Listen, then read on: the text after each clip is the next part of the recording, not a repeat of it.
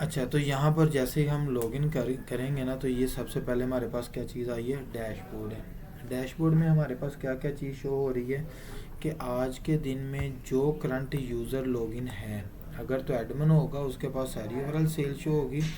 अगर मेरे पास कोई दूसरा यूज़र है जैसे कि कैशियर वगैरह होते हैं, अगर वो यूज़र है तो वो फिर उसी की ही सेल करंट सेशन की होगी। वो सेशन चाहे एक दिन का है, चाहे वो एक घंटे का है, चाहे वो सेशन जो है ना वो आपका 10 दिन चला है, आपने जब तक उस सेशन की क्लोजिंग नहीं की वो आपका ओवरऑल सेल यहाँ पर डिस्प्ले करता जाएगा। उसमें कहता है कि हमारे पास कैश पे सेल कितनी है और क्रेडिट पे सेल कितनी है। फिर आया था कि आज के दिन में आप लोगों ने परचेज कितना किया है, कैश पे कितना परचेजिंग की है और हमारे पास क्रेडिट पे कितनी परचेजिंग हुई है। अब परचेजिंग का मतलब है कि जो इंग्रेडिएंट्स वगैरह हम परचेज करेंगे, फिनिश गुड्स हम परचेज करेंगे, वो तमाम परचेज अमाउंट आएगी। फिर आया था कि आज के दिन में हमारे पास टोटल नंबर्स ऑफ ऑर्डर कितने लगे हैं, हमारे पास इस बार रनिंग ऑर्डर्स कितने और टोटल कंप्लीट कितने ऑर्डर हो चुके हैं। रनिंग ऑर्डर्स का मतलब है जो किचन इनवॉइस बनी हुई हैं वो चीज़ शो होगी। और अगर हम कंप्लीट ऑर्डर की बात करें तो इसका मतलब है कि हमारे पास जो ऑर्डर हमने डिलीवर कर दिए हैं, जो हमने सर्व कर दी हैं, वो तमाम ऑर्डर्स जो है ना हमारे पास यहाँ पर जिसकी पेमेंट्स क्लियर हो चुकी हैं वो हमारे पास यहाँ पर आ जाएंगे। उसके बाद हमारे पास क्या चीज़ आ जाती है, टू डे ट्रांजैक्शंस आ जाती है कि आज के दिन में हमने पेमेंट की है और आज के दिन में हमने क्या कर दी है, रिसीविंग की है। जब हमारे पास ये चीज़ें हैं उसके बाद हमारे पास क्या चीज़ आ जाती है कि हमने अगर पेमेंट या रिसीविंग, ये बटन्स कुछ बने हुए हैं, ये ऊपर भी टॉप पे भी बने हुए हैं। अगर आप पेमेंट एंड रिसीविंग पे क्लिक करेंगे तो आपके पास पेमेंट एंड रिसीविंग का ऑप्शन आ जाएगा कि हमने पेमेंट्स करनी है या रिसीविंग करनी है। अगर आप इसी तरह ही नेक्स्ट जाते हैं, आल रिपोर्ट्स के ऊपर क्लिक करेंगे, रिपोर्ट्स आ जाएंगी। अगर आप बारकोड, इन केस वो आप चाहता है कि मैं अपनी जो प्रोडक्ट है उसके बार कोड बना लूँ, जिस तरह मोस्टली रेस्टोरेंट के अंदर होता है कि वो अपने जो प्रोडक्ट होती है ना उनके बार कोड बना लेते हैं, वो फिर उसी के अकॉर्डिंग ही स्कैन करके ही उसको सेल कर, तो वो करना चाहे तो अपने बार कोड बना सकता है। अगर किसी इनवॉइस की डिटेल चेक करना चाहता है वो यहाँ से जाके चेक कर सकता है। नीचे उसके सारे एनालिटिक्स आ जाते हैं कि हमारे पास कैटेगरी वाइज उसके एक्सपेंस हैं, उसके मंथ वाइज एक्सपेंस आ जाते हैं और मंथ वाइज सेल आ जाती है कि जनवरी में क्या सेल थी, फेब में क्या थी, मार्च में क्या थी, ये ओवरऑल उसकी सेल्स आ जाती हैं। फिर नेक्स्ट हमारे पास क्या चीज़ आ जाती है कि यहाँ पर हम साइड बार में जब जाएंगे तो हमारे पास जनरल की ऑप्शन है। जनरल क्या चीज़ है, आपने अपने रेस्टोरेंट का सारा ओवरऑल सेटअप करना है।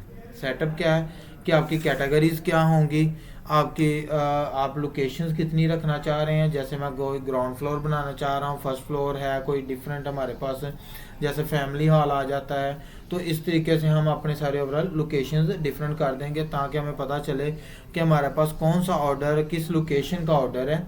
और अगर मैं रिपोर्ट्स भी निकालना चाहूँ तो मुझे पता चल जाए कि इस लोकेशन की मुझे फैमिली हॉल की क्या सेल आई है और मेरे पास फ्लोर 1 की क्या सेल आई है, फ्लोर 2 की क्या आई है, ग्राउंड फ्लोर की क्या सेल है। ये सारी चीज़ें हमारे पास रिटर्न हो जाएं। फिर उसके बाद क्या चीज़ आ जाती है कि आपने मजरिंग यूनिट्स हैं, ये प्रोडक्ट को ऐड करने के लिए कुछ बेसिक रिक्वायरमेंट्स होती हैं कि जैसे हमने कोई किसी प्रोडक्ट को केजी में करना, किसी को लीटर में करना, किसी को पीसीज में करना है, ये सारी चीज़ें हमने मैनेज करनी है तो वो अपने मजरिंग यूनिट्स बना लेंगे। उसके बाद आ जाते हैं मैनेज टेबल्स आ जाते हैं कि हमने टेबल्स किस तरह से अपने जितने भी टेबल्स वो अपना डायनामिकली खुद टेबल्स बना सकते हैं। उन्होंने मेरी तरफ से 5 टेबल्स लगाए हुए हैं, वो 10 टेबल्स हैं, वो वहाँ पर 20 टेबल्स हैं, वो जिस लोकेशन पे जितने टेबल्स हैं वो अपनी मर्जी से वहाँ पर सारे ओवरऑल टेबल्स मैनेज कर सकते हैं। उसके बाद नेक्स्ट हमारे पास क्या चीज़ आ जाती है कि यहाँ पर आ जाती है कि आपने डील्स बनानी है तो हम अपनी प्रोडक्ट की डील्स बना सकते हैं कि डील्स जैसे हमारे पास जैसे पिज़्ज़ा की डील होती है, बाय 1 गेट 1 फ्री होता है, या पिज़्ज़े के साथ हमारे पास क्या चीज़ आ जाती है कि अगर हम जाएं तो हमारे पास उसके साथ रेगुलर बोतल हम फ्री कर देते हैं, या उसके साथ कोई जिंगर की डील आ जाती है। डिफरेंट डील्स बनी होती हैं हर रेस्टोरेंट के अंदर, हम अपनी डील्स भी मैनेज कर लेंगे। फिर हमारे पास आ जाती है रेसिपीज़, अगर हमने मैनेज करनी तो हम अपनी रेसिपीज़ भी मैनेज कर सकते हैं। तो अभी देखते हैं कि हमने कैटेगरीज बनानी है, तो कैटेगरीज किस तरह से बनाएंगे। मैं कैटेगरी के ऊपर ही क्लिक करता हूँ तो मेरे पास यहाँ पर जो पहले बनी हुई हैं कैटेगरीज वो सारी ओवरऑल आ रही हैं जैसे कि मैंने पहले बनाई थी। इसमें मेरे पास क्या चीज़, बर्गर है, पिज़्ज़ा है, हॉट बेवरेज है, शवारमा, विंग्स, फ्राइज़, इस ETC ये सारी ओवरऑल चीज़ें आ रही हैं। अगर मैं सपोज करूँ, मैं कहता हूँ जी मेरे पास क्या चीज़ आ रहे हैं, नगेट्स आ रहे हैं, मेरे पास क्या चीज़ आ रही हैं, लाइक मैं कह देता हूँ जी मेरे पास जो है ना डिफरेंट और भी फ्रूट चाट है मेरे पास, इसी तरह ही कोई और खाने वगैरह की हैं। तो मैं उसी सूरत में अगर कोई बनाना चाह रहा हूँ तो ऐड कैटेगरी के ऊपर क्लिक करता हूँ। मैं यहाँ पर जाके क्लिक करूँगा कि मेरे पास कैटेगरी का नाम क्या है। कैटेगरी का नाम हमने यहाँ पर जाके चीज़ मेंशन करनी है। सपोज कर लो आप यहाँ पर क्या देते हैं कि मेरे पास क्या चीज़ आ जाते हैं, जिंगर, मैं कह देता हूँ जी जिंगर ही है। जैसे कि मेरे पास वैसे तो ये चीज़ क्या चीज़ आई, बर्गर में ही आ जाता है, यहाँ जिंगर बर्गर है या जिंगर शवारमा होता है, तो यहाँ शवारमे में यह हमारे पास जिंगर बर्गर में आ जाता है। इसी तरह ही मैं यहाँ पर जाकर कह देता हूँ जी मेरे पास है फ्रूट चाट, मैं कह देता हूँ जी मेरे पास है फ्रूट चाट।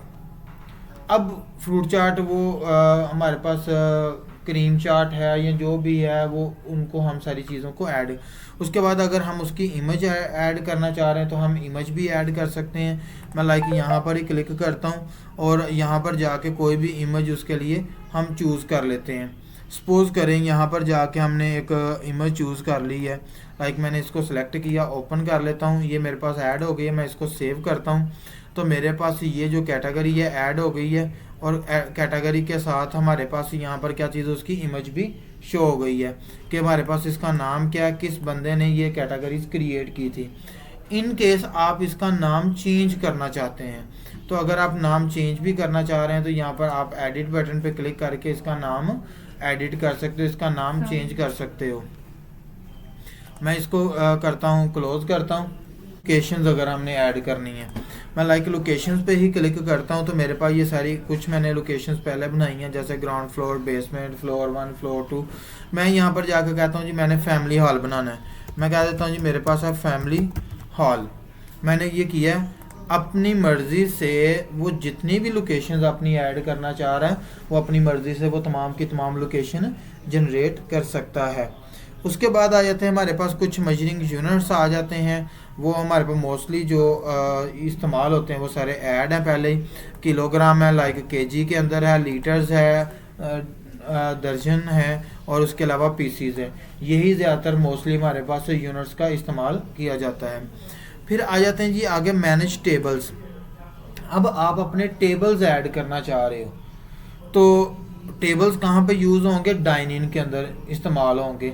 तो मैं जब डाइन इन करूँगा तो मुझे टेबल की ज़रूरत होगी, इट मीन्स कि हमें पहले ये भी चीज़ ऐड करनी पड़ेगी। तो जो कैटेगरीज थी वो हमें किस लिए चाहिए थी, जब मैंने प्रोडक्ट अपनी ऐड करनी तब वहाँ पर कैटेगरी की ज़रूरत थी, मुझे मेजरिंग यूनिट्स की ज़रूरत थी। तो टेबल्स की मुझे ज़रूरत कहाँ पर होगी, जब मैंने इसको सेल करना है।